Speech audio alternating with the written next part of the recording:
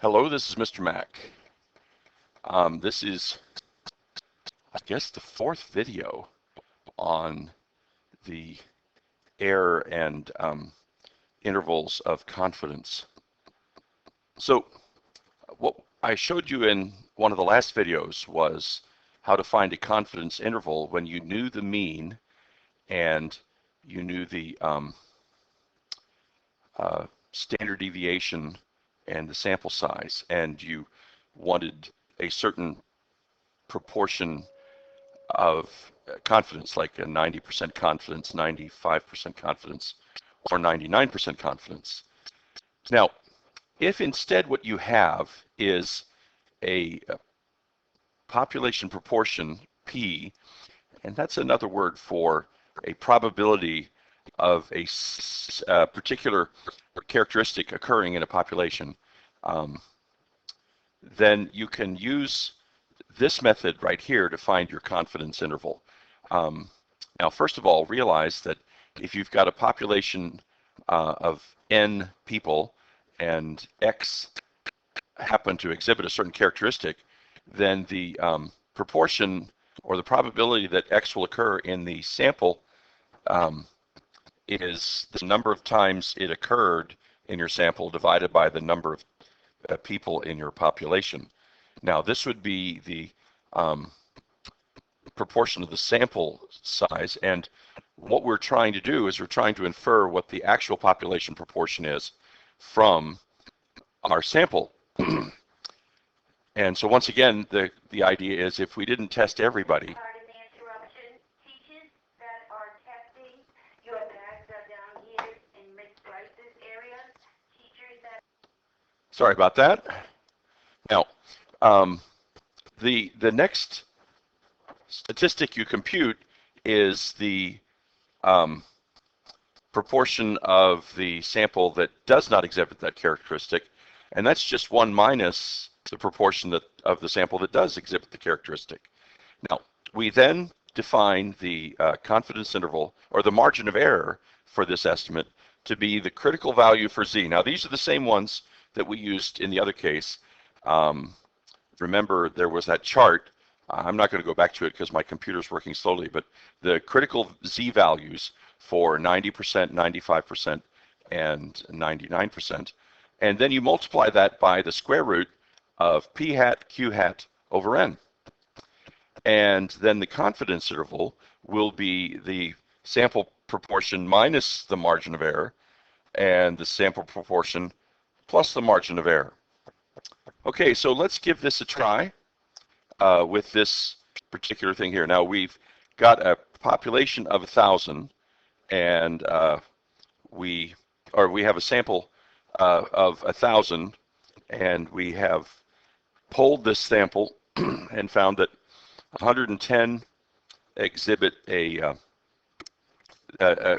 X characteristic, and we would like to create a 99% confidence interval. So first of all, E would be the critical Z value for 99%, which was 2.58 times the square root of, now we have 110 over 1,000, that's 0.11 times, actually 1,000 minus 110 will be 0.98. So we have, and if we divide by 1,000, we get 0.89. And this will all be divided by 1,000. And let's find what the calculator says on that value. We have 2.58 square root 0.11 times 0.89 divide 1,000, close paren, and we get 0.0255. So I'm going to store that in the A register. Now for Roman numeral 2, it asks us for our confidence interval. Now, our p hat is going to be 0.11,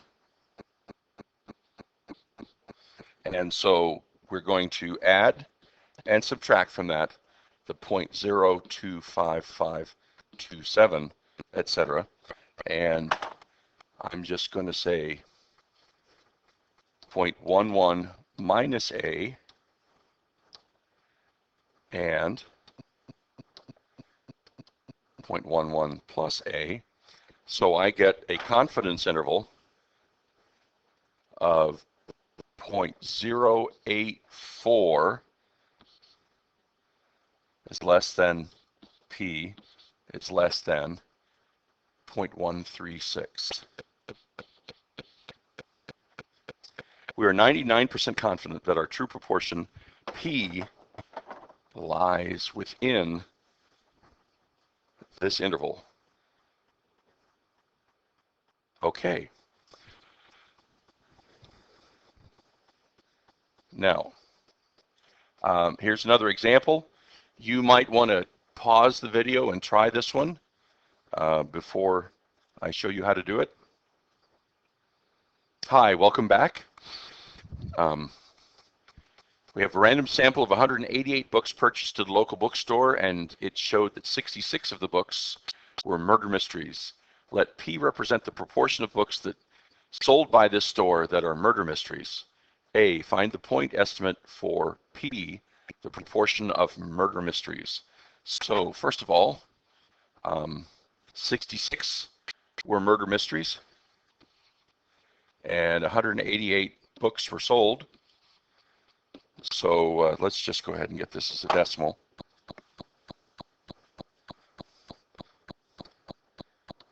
So we have 66 divide 188,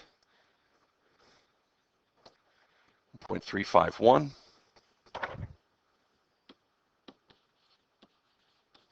Now what I'm going to do, just to maintain accuracy so that I don't have any truncation errors, is I'm going to store this value in P. Let's see, it's difficult to see these sometimes. Nope.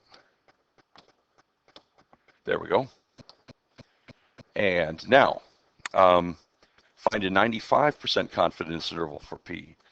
So first of all, the estimation for error is going to be 1.96 times the square root of, now it's going to be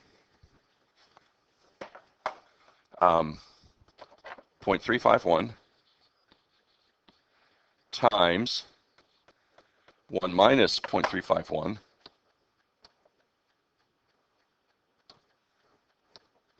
0.649 divided by 188.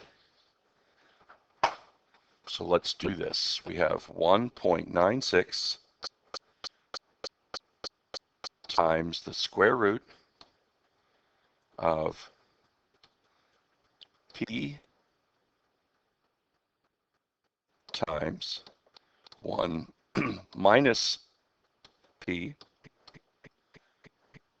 divide 188. Close the paren, I think that's right. And we're going to store this in E for error. I get 0.068.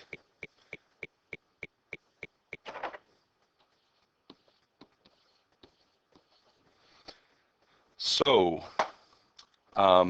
we're supposed to find the confidence interval. So we will take P minus E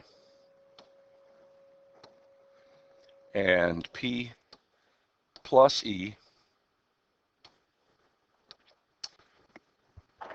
So our 95% confidence interval is 0.283 is less than P, it's less than 0.419.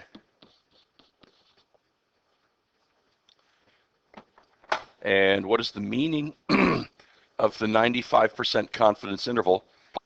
Excuse me. we are 95% sure that the actual proportion of mystery books purchased at the bookstore lies between 28.3% and 41.9%. And we're done.